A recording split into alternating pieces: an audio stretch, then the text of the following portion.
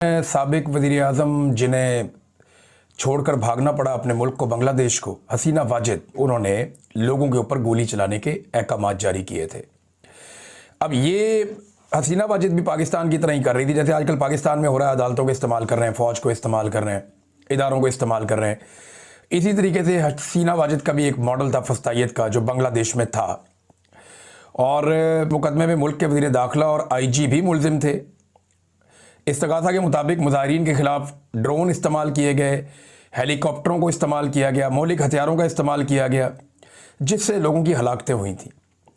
शेख हसीना वाजिद ने हुक्म दिया था और वज़ीर दाखिला और IG ने हुक्म पर अमल किया था, लेकिन IG जो है वो सुल्तानी गवाह बन गया कि जनाब मैं तो इनके कहने के ऊपर ये काम किया है। सज़ा हुई, IG को माफ़ी मिल गई, हसीना वाजिद को सज़ा हो गई, और 3 इल्ज़ामात हसीना वाजिद पे अब तक जो लगे हैं उनमें से 2 पर सज़ाए मौत और 1 पर उम्र कैद की सज़ा सुनाई गई है। और डॉक्टरों ने भी इसमें बयानात कलम बंद करवाए हैं। बहुत सारे लोग जो गोली चलाने वाले, ऐनी शाहिदीन, तहरीक जो लोग चला रहे थे, एहतजाज वाली, उसके शुरका और डॉक्टरों समेत कुछ 54 अफराद हैं जिन्होंने इसके अंदर हल्फिया बयान जमा करवाए या गवाहियाँ दी हैं। अब नाज़रीन, एक बात आप याद रखें कि बांग्लादेश की मईशत बहुत अच्छी चल रही थी। माशी तौर पे बांग्लादेश को हसीना वाजिद ने काफ़ी मुस्तहकम किया था। फ़ौज को भी उसने मुकम्मल अपनी हमायत उसकी हासिल कर ली थी। दिफाई तौर पर भी बांग्लादेश को कोई बड़ा ख़तरा नहीं था, और भारत के साथ उनके ताल्लुकात ठीक चल रहे थे। अमेरिका और यूरोप सारे उनके साथ मुतमईन थे। मुल्क में एक जमाती निज़ाम अमली तौर पर चल रहा था, जैसे पाकिस्तान में एस्टेब्लिशमेंट चाहती है कि ये होता रहे।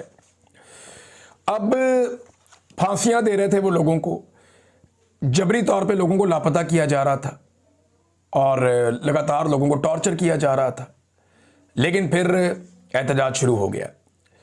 अब मामला ये है कि पाकिस्तान के अंदर कुछ लोग ये बार बार कहते हैं कि नहीं नहीं, पाकिस्तान में कुछ नहीं होना, और इसमें कुछ हमारे जो दानिशवर हैं जो बददियानती करते हैं, उन्हें ये बददियानती नहीं करनी चाहिए। वो बार बार कहते हैं पाकिस्तानी कुछ नहीं कर सकते, यहाँ कुछ नहीं हो सकता, इमरान खान को जो है वो भी फौजी बूट के तस्मे के साथ लटक जाना चाहिए, ये यहाँ पे दानिशवर कहते हैं।